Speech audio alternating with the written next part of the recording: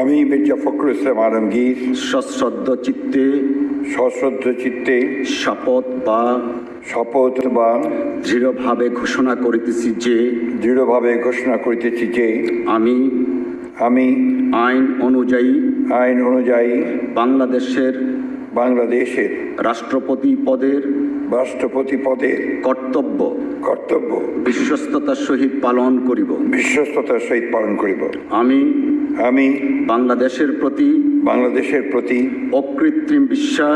অকৃত্রিম বিশ্বাস ও আনুগত্য পোষণ করিব। আমি সংবিধানের রক্ষণ সমর্থন ও নিরাপত্তা বিধান করিব এবং আমি